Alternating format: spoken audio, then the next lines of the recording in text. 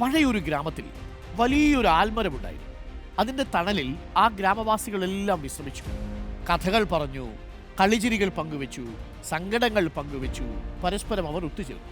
ആൽമരത്തിൻ്റെ ഇലകൾ കാറ്റിൽ തലോടുമ്പോൾ ഒരു സംഗീതം പോലെ നാട്ടുകാർ അത് ആസ്വദിച്ചു. എന്നാൽ പിന്നീട് കനത്ത വേനൽ വന്നു. ആൽമരത്തിൻ്റെ ഇലകൾ ഒന്നൊന്നായി കൊഴിഞ്ഞു തുടങ്ങി. ശിഖരങ്ങൾ നഗ്നമായി.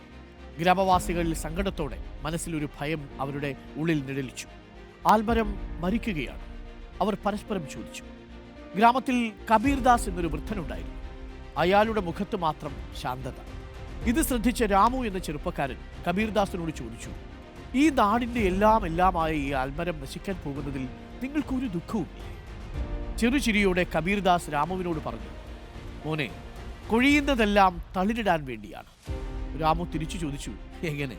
ഇലകളില്ലാതെ, ശാഖകൾ വരണ്ട് ഇതെങ്ങനെ വീണ്ടും പൂക്കും? കബീർദാസ് ആ കഥ പറഞ്ഞു. നിന്റെ പ്രായമുണ്ടായിരുന്നപ്പോൾ ഞാനും ഇതുപോലെ ഈ മരം വരണ്ടുണങ്ങിയത് കണ്ടതാണ്. നീ ചോദിച്ച അതേ ചോദ്യം എൻ്റെ ഗുരുവിനോട് ഞാനും ചോദിച്ചു. ഗുരു പറഞ്ഞു, എല്ലാ ശിഖരങ്ങളും പൂക്കും. വേരിലെ ജലം വറ്റാതെ നോക്കിയാൽ മതി. മരങ്ങളുടെ ഇലകൾ പൊഴിയുന്നത് അതിൻ്റെ അവസാനമല്ല, അതൊരു തുടക്കത്തിൻ്റെ അടയാളമാണ്. ഇലകൾ വീഴുമ്പോൾ മരം അതിൻ്റെ ശക്തി വേരുകളിലേക്ക് പടർത്തും, വേനലിൻ്റെ കാഠിന്യത്തെ അതിജീവിക്കാൻ. ഇടയ്ക്ക് കയറി രാമു ചോദിച്ചു, എങ്ങനെ വേര് പക്ഷേ ജലം നിലനിർത്തും?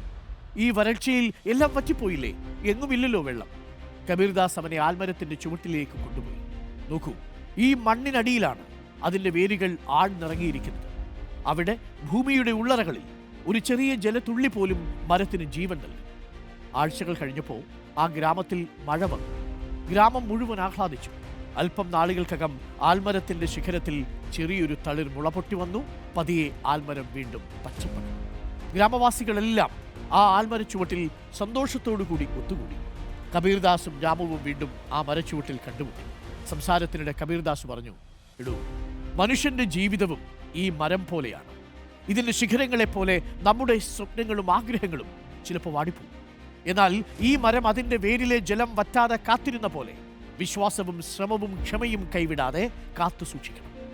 വാടിപ്പോയ സ്വപ്നങ്ങളെല്ലാം പിന്നെയും പൂവണിയും. എല്ലാ ശിഖരങ്ങളും പൂക്കും.